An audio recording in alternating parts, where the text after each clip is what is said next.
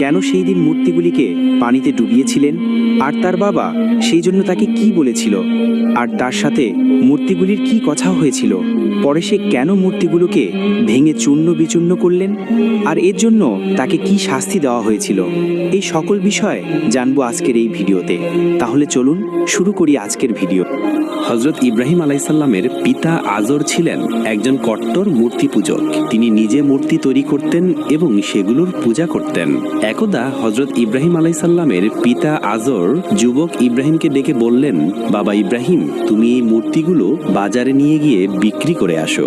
যুবক হযরত ইব্রাহিম আলাইসাল্লাম তখনও নবুয়ত পাননি। তিনি কৌতূহল বশত তার পিতাকে জিজ্ঞেস করলেন, আব্বাজান, এই মূর্তিগুলোর শক্তি এবং ক্ষমতা কি? ছেলের মুখে এমন কথা শুনে পিতা আজর বললেন, এই মূর্তিগুলোর শক্তি এবং ক্ষমতা হলো, এই মূর্তি আসমান জমিন পৃথিবীর সবকিছু সৃষ্টি করেছে, এমনকি আমাদেরকেও সৃষ্টি করেছে।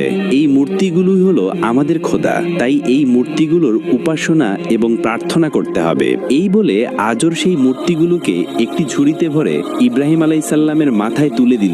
অতঃপর হযরত ইব্রাহিম আলাইসাল্লাম মাথায় করে সেই মূর্তিগুলো নিয়ে বাজারের উদ্দেশ্যে রওনা দিলেন।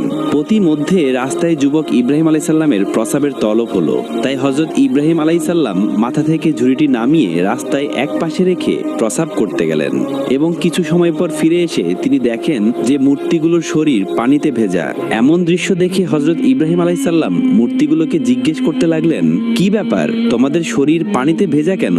কিন্তু মূর্তিগুলো তার কোনো উত্তর দিল না। কিছুক্ষণ পর হযরত ইব্রাহিম আলাইসাল্লাম খেয়াল করে দেখলেন যে তার পাশে একটা কুকুর দাঁড়িয়ে রয়েছে এবং তখনও সেই কুকুরের নিচ দিয়ে টপ টপ করে পানি পড়ছে। এই দৃশ্য দেখে হযরত ইব্রাহিম আলাইসাল্লামের বুঝতে আর বাকি রইল না যে এই কুকুর প্রস্রাব করে এই মূর্তিগুলোর শরীর ভিজিয়ে দিয়েছে। অতঃপর হযরত ইব্রাহিম আলাইসাল্লাম এবার রাগান্বিত কণ্ঠে চিৎকার করে বলতে লাগলেন, কি ব্যাপার, তোমরা নাকি খোদা?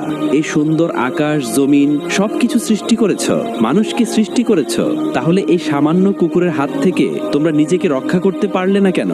কুকুর যখন তোমাদের শরীরে প্রস্রাব করছিল তখন তোমরা এখান থেকে দৌড় দিলে না কেন? অথবা কুকুরকে তাড়িয়ে দিলে না কেন? তোমরা কেমন খোদা, তোমরা নিজেই রক্ষা করতে পারো না? এই বলে হযরত ইব্রাহিম আলাইসাল্লাম রাগান্বিত অবস্থায় মূর্তির ঝুড়িটা নদীতে নিয়ে গিয়ে ফেলে দিল এবং মূর্তিগুলোকে নদীর পানিতে চুবিয়ে চুবিয়ে গোসল করে তাদেরকে সারিবদ্ধভাবে দাঁড় করালো। এরপর হযরত ইব্রাহিম আলাইসাল্লাম সেই মূর্তিগুলোকে বলতে লাগলেন, তোমরা যদি সত্যি খোদা হয়ে থাকো তাহলে এখান থেকে বাজার পর্যন্ত তোমরা হেঁটে হেঁটে যাবে, আমি সামনে হেঁটে যাব আর তোমরা আমার পেছনে পেছনে হেঁটে যাবে। এ বলে হযরত ইব্রাহিম আলাইসাল্লাম হাঁটা শুরু করলেন। কিন্তু কয়েক কদম হাঁটার পর তিনি পেছনে তাকিয়ে দেখেন যে মূর্তিগুলো সে আগের জায়গায় দাঁড়িয়ে আছে। হযরত ইব্রাহিম আলাইসাল্লাম এবার আরো রাগান্বিত অবস্থায় তাদের বলতে লাগলেন, তোমরা কিসের খোদা? তোমরা এত সুন্দর মানুষ সৃষ্টি করেছো, জমিন সৃষ্টি করেছো, আসমান সৃষ্টি করেছো, তাহলে তোমরা নিজে নিজে হাঁটতে পারো না কেন? তোমাদেরকে আমি কিচ্ছুতেই খোদা বলে স্বীকার করি না। অতঃপর হযরত ইব্রাহিম আলাইসাল্লাম এবার একটি রশি বের করলেন এবং সবগুলো মূর্তির কোমরে রশি বাঁধলেন। রশির একটি দিক নিজের হাতে রেখে টান দিয়ে বাজারের দিকে সেই মূর্তিগুলোকে টেনে হেঁচড়ে নিয়ে যেতে শুরু করলেন। বেশ কিছুক্ষণ পর বাজারে পৌঁছে তিনি দেখেন যে মূর্তিগুলোর অবস্থা খুবই বেহাল, কোনোটার হাত নেই, কোনোটার পা নেই, কোনোটার মাথা নেই। তারপরে তিনি সেই মূর্তিগুলো বিক্রি করার জন্য বসলেন। কিন্তু দীর্ঘক্ষণ বাজারে বসে থাকার পরও তার একটি মূর্তিও বিক্রি হলো না, কারণ মূর্তিগুলো ছিল ভাঙা, আর ভাঙা মূর্তি কে বা কিনবে? অবশেষে হযরত ইব্রাহিম আলাইহিস সালাম সেই মূর্তিগুলোকে ঝুলিতে ভরে বাড়ির দিকে রওনা দিলেন। বাড়িতে পৌঁছার পর তার পিতা আজর তাকে জিজ্ঞেস করলো, কি ব্যাপার, তুমি তো একটি মূর্তিও বিক্রি করতে পারোনি? পিতার কথা শুনে হযরত ইব্রাহিম আলাইহিস সালাম বললেন, মূর্তি কি করে বিক্রি হবে? এই ভাঙা মূর্তি কেউ কি আর বাজারে কিনবে? তখন আজর তাকে বলল, মূর্তি ভাঙা কেন? তুমি তো ভালো মূর্তি বাড়ি থেকে নিয়ে গেছো। হযরত ইব্রাহিম আলাইহিস সালাম তখন বললেন, আমি যখন এই মূর্তিগুলোকে বাজারে নিয়ে যাচ্ছিলাম তখন আমার মাথার উপরে রাখা ঝুড়িতে এই মূর্তিগুলো মারামারি শুরু করে দিয়েছিল। একজন মূর্তি বলতে লাগলো, আমার শক্তি বেশি, অপর আরেকজন বলতে লাগলো, আমার শক্তি বেশি। তারা এভাবে নিজেদের মধ্যে ক্ষমতা এবং আধিপত্য বিস্তারের জন্য মারামারি শুরু করলো। মারামারি করতে গিয়ে সকলের হাত পা মাথা ভেঙে গিয়েছে। তাই ভাঙা মূর্তি তো বাজারে কেউ কিনবে না। অতঃপর ইব্রাহিম আলাইহিস সালামের কথা শুনে আজর বলল, ইব্রাহিম, তুমি কি আমাকে বোকা পেয়েছো? এই মূর্তিগুলো কি করে নিজেদের মধ্যে মারামারি করতে পারে? তাদের তো মারামারি করার কোনো ক্ষমতা নেই, তাদের তো শরীরে কোনো শক্তি নেই। তখন হযরত ইব্রাহিম আলাইহিস সালাম বললেন, আব্বাজান, এই মূর্তির শরীরে যদি কোনো শক্তি না থাকে, নিজেকে হেফাজত করার মতো যদি ক্ষমতা না থাকে, তাহলে এই মূর্তি কি করে এত সুন্দর আসমান জমিন সৃষ্টি করেছে? তাহলে এই মূর্তি কি করে মানুষের খোদা হতে পারে? আপনি কেন এই মূর্তিকে খোদা মানেন এবং এই মূর্তির উপাসনা করেন? হযরত ইব্রাহিম আলাইহিস সালামের মুখে এরকম যুক্তি শোনার পর আজর কোনো উত্তর দিতে পারল না। তাই আজর চুপ হয়ে সেখান থেকে চলে গেল। হযরত ইব্রাহিম আলাইহিস সালাম প্রকৃত রবের সন্ধানে নিজেকে আত্মনিয়োগ করেছিলেন। এত সুন্দর পৃথিবীকে সৃষ্টি করেছে, এত সুন্দর মানুষকে সুন্দর করে কে বানিয়েছে, সেই সুন্দর সৃষ্টির স্রষ্টাকে খুঁজে পাওয়ার জন্য হযরত ইব্রাহিম আলাইহিস সালাম মরিয়া হয়ে উঠেছিলেন। অতঃপর একদিন হযরত ইব্রাহিম আলাইহিস সালামের কাছে গ্রামের লোকজন এসে বলল, ইব্রাহিম, আমাদের গ্রামের মধ্যে অনেক বড় মেলার আয়োজন করা হয়েছে। গ্রামের প্রতিটা লোকই সেই মেলায় অংশগ্রহণ করবে, তোমাকেও সেই মেলায় যেতে হবে। তাদের কথা শুনে হযরত ইব্রাহিম আলাইহিস সালাম বললেন, আমি অসুস্থ, তাই আমি মেলায় যাব না, তোমরা যাও। হযরত ইব্রাহিম আলাইহিস সালাম শারীরিকভাবে যদিও সুস্থ ছিলেন রবের সন্ধান পাওয়ার জন্য, কিন্তু তিনি মানসিকভাবে অত্যন্ত হতাশ এবং পেরেশান ছিলেন। তখন গ্রামের লোকজন বলল, ঠিক আছে ইব্রাহিম, তুমি যখন মেলায় যাবে না, তাহলে তুমি আমাদের এই মূর্তির ঘরের মূর্তিগুলোকে পাহারা দিও। আমরা মেলা থেকে সকলে 3 দিন পরে ফিরব। এই 3 দিনের মধ্যে যাতে আমাদের মূর্তিগুলোকে কোনো চুর চুরি করে নিয়ে যেতে না পারে, সেজন্য তুমি আমাদের মূর্তির ঘরটা পাহারা দিও।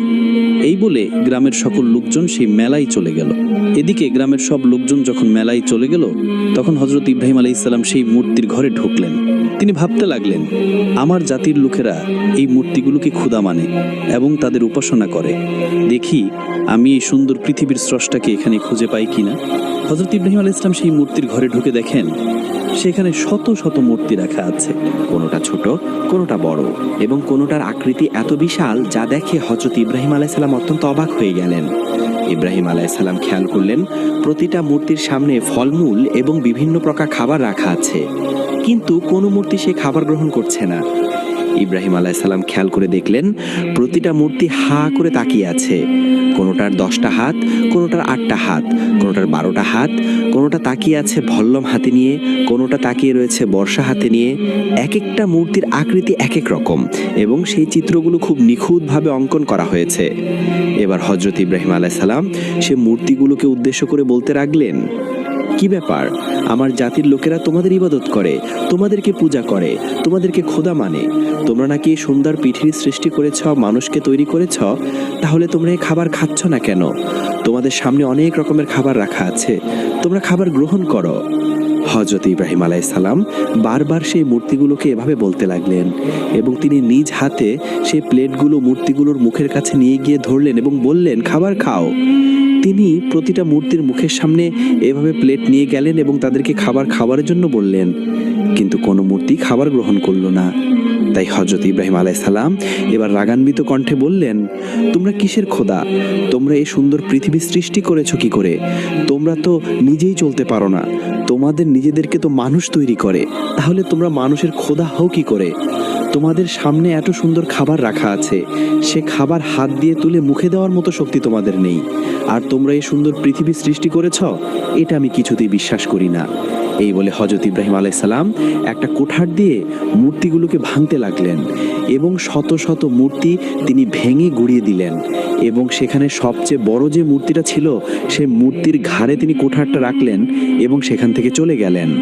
অতঃপর 3 দিন পর গ্রামের সকল লোকজন মেলা থেকে ফিরে আসলো এবং মেলা থেকে ফিরে আসার পর তারা পূজা দেওয়ার জন্য সেই মূর্তির মণ্ডপে প্রবেশ করলো। কিন্তু তারা ঢুকেই হাই হাই করতে লাগলো। তারা চিৎকার দিয়ে বলতে লাগলো, সর্বনাশ, আমাদের সকল মূর্তি তো ভেঙে ঘুরিয়ে দেওয়া হয়েছে। তখন একজন লোক বলল, আমরা মেলায় যাওয়ার আগে ইব্রাহিমকে এখানে পাহারাদার হিসেবে রেখে গিয়েছিলাম, আর আমার মনে হয় সে হয়তো কিছু করেছে। তার কথা শুনে লোকেরা তখন বলল, হ্যাঁ, তুমি ঠিক বলেছ। অতঃপর তারা ইব্রাহিম আলাইহিস সালামকে সেখানে ডেকে এনে বলল, ইব্রাহিম, তোমাকে না দায়িত্ব দিয়েছিলাম এই মূর্তিগুলো পাহারা দেওয়ার জন্য, তাহলে এই মূর্তিগুলোর এই অবস্থা হলো কি করে?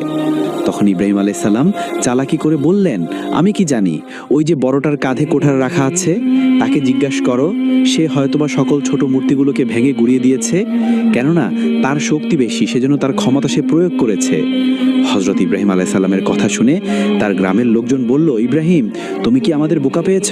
এই মূর্তি কি করে অন্য মূর্তিদের ভাঙতে পারে? এই মূর্তির শরীরে তো কোনো শক্তি নেই, তাকে তো আমরাই তৈরি করেছি। এইটা শুনে ইব্রাহিম আলাইহিস সালাম বললেন, এই মূর্তির শরীরে যদি কোনো শক্তি না থাকে তাহলে এই মূর্তি কি করে তোমাদের খোদা হতে পারে? যেই মূর্তিকে তোমরা নিজেরাই তৈরি করেছো তার উপাসনা তোমরা কেন করছো? কেন তোমরা তাকে খোদা মানছো? ওই বড় মূর্তির শরীরে যদি একটা মাছিও বসে তাহলে সেই মাছিটা তাড়িয়ে দেওয়ার মতো ক্ষমতা তার নেই। তাই সে তোমাদের খোদা কিছুতেই হতে পারে না। ইব্রাহিম আলাইহিসসালামের মুখে এমন কথা শুনে গ্রামের লোকজনের বুঝতে আর বাকি রইল না যে এই মূর্তিগুলো ইব্রাহিম ভেঙেছে। কিন্তু ইব্রাহিম আলাইহিসসালামের এরকম যুক্তি শুনে গ্রামের লোকেদের মাথা নত হয়ে গেল। তারা চুপ হয়ে সেখান থেকে চলে গেল। অতঃপর একদিন রাতে ইব্রাহিম আলাইহিসসালাম খেয়াল করলেন যে আকাশে অনেক বড় বড় তারা দেখা যাচ্ছে। তখন ইব্রাহিম আলাইহিসসালাম বললেন, আকাশে এত সুন্দর বড় বড় তারা, নিশ্চয়ই এই তারাগুলোই আমার রব হবে। একটু পর তিনি খেয়াল করলেন তারার পাশে একটি বিশাল আকৃতির চাঁদ। তখন তিনি বললেন, তারার চেয়ে ওই চাঁদ বড়, তাই নিশ্চয়ই এ চাঁদ আমার রব হবে। অতঃপর পরদিন শুভে সাদিকের সময় সে তারা এবং চাঁদ সব ডুবে গেল। তখন ইব্রাহিম আলাইহিসসালাম বলতে লাগলো, যেটা ডুবে যায়, শেষ হয়ে যায়, সেটা কখনো আমার রব হতে পারে না। একটু পরে সূর্য উদিত হলো। তখন ইব্রাহিম আলাইহিসসালাম বলল, নিশ্চয়ই এই সূর্যই আমার খোদা হবে। ওই তারা এবং ওই চাঁদের চেয়ে এই সূর্য অনেক বড়। দিন শেষে যখন সে সূর্য ডুবে গেল তখন ইব্রাহিম আলাইহিসসালাম বলল, না, এই সূর্য আমার খোদা না। যেটা ডুবে যায় এবং শেষ হয়ে যায় সেটা কখনো আমার খোদা হতে পারে না। এভাবে হযরত ইব্রাহিম আলাইহিসসালাম সৃষ্টির স্রষ্টাকে খুঁজে পাওয়ার জন্য হতাশ এবং পেরেশানির সঙ্গে দিন পার করতে লাগলেন। অবশেষে হযরত ইব্রাহিম আলাইহিসসালাম যখন উপযুক্ত বয়স হলো তখন আল্লাহ রাব্বুল আলামিন তাকে নবী বলে ঘোষণা দিলেন। ফেরেশতা জিবরিয়েল আলাইহিসসালাম মারফত তাকে জানিয়ে দিলেন, হে ইব্রাহিম, তুমি আল্লাহ তাআলার নবী এবং পয়গাম্বর। তুমি যে সত্য দিনের, সত্য ধর্মের যে সন্ধান করছো, আল্লাহ রাব্বুল আলামিন সেই সত্য দিনের সন্ধান তোমাকে দিয়েছেন। আর সেই মহান আল্লাহ রাব্বুল আলামিনই এই পৃথিবীর স্রষ্টা। এত সুন্দর পৃথিবী এবং মানুষদেরকে সৃষ্টি করেছেন সেই আল্লাহ রাব্বুল আলামিন। অতএব আল্লাহ রাব্বুল আলামিনের এই দিনকে প্রচারের দায়িত্ব তোমার। আল্লাহ রাব্বুল আলামিন তোমাকে নবী বলে ঘোষণা করেছেন।